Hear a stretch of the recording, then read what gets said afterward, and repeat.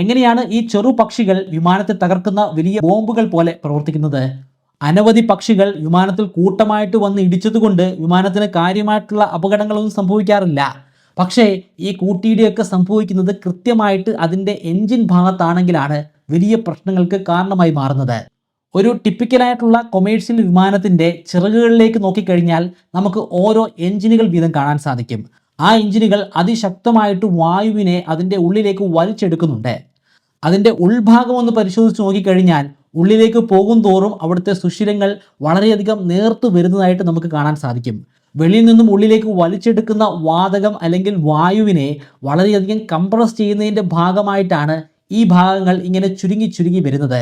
എഞ്ചിൻ്റെ ഉള്ളിലേക്ക് പ്രവേശിക്കുന്ന വായു കാരണമാണ് വിമാനം മുന്നിലേക്ക് പറക്കാൻ ആവശ്യമായിട്ടുള്ള ത്രസ്റ്റ് ഉൽപ്പാദിപ്പിക്കപ്പെടുന്നത്.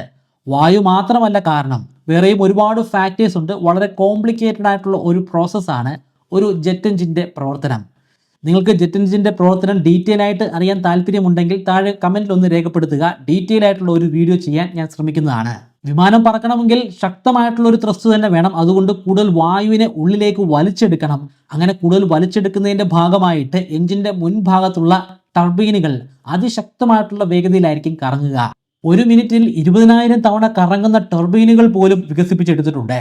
ഇങ്ങനെ കറങ്ങുന്ന ടർബൈനിൻ്റെ ഉള്ളിലൂടെ അനവധി പക്ഷികൾ കടന്നു പോവുകയാണെങ്കിൽ അത് എഞ്ചിൻ്റെ ഉള്ളിൽ സ്റ്റക്കാകാനുള്ള ഒരു സാധ്യതയുണ്ട്. അങ്ങനെ സ്റ്റക്കായി കഴിഞ്ഞാൽ ആ എഞ്ചിൻ തന്നെ പ്രവർത്തനരഹിതമാകും.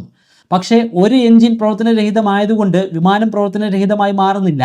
അതിന് ഏതെങ്കിലും ഒരു എഞ്ചിൻ പ്രവർത്തിച്ചാൽ മാത്രം മതിയാകും.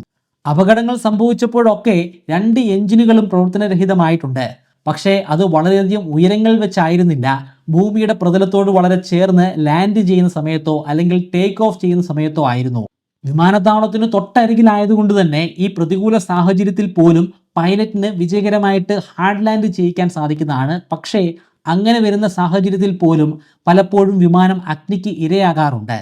നിലവിലുള്ള വിമാനങ്ങൾ ഇങ്ങനെയുള്ള സാഹചര്യങ്ങളെ നേരിടാൻ പറ്റുന്ന തരത്തിലാണ് ഡിസൈൻ ചെയ്തിരിക്കുന്നത്. അതുകൂടാതെ എല്ലാ വൈമാനികരും അവരുടെ പരിശീലന കാലയളവിൽ ഇങ്ങനെയുള്ള സാഹചര്യത്തെ എങ്ങനെയാണ് ഫേസ് ചെയ്യേണ്ടതെന്നുള്ള പരിശീലനവും നേടിയിട്ടുള്ളവരാണ്. വിമാനത്താവളത്തിൻ്റെ പരിസരത്തുള്ള പക്ഷികളെ ഓടിച്ചു വിടാനായി പ്രത്യേക തരത്തിലുള്ള ഇൻസ്ട്രുമെന്റുകളും ഈ കാലഘട്ടത്തിൽ ഉപയോഗിക്കുന്നുണ്ട്. ചില ഇൻസ്ട്രുമെന്റുകൾ പക്ഷികളെ പേടിപ്പെടുത്തുന്ന തരത്തിലുള്ള ചില ശബ്ദങ്ങൾ ഉണ്ടാക്കും. മറ്റു ചില ഇൻസ്ട്രുമെന്റുകളിൽ ലേസർ പോയിന്ററുകൾ ഘടിപ്പിച്ചിട്ടുണ്ട്.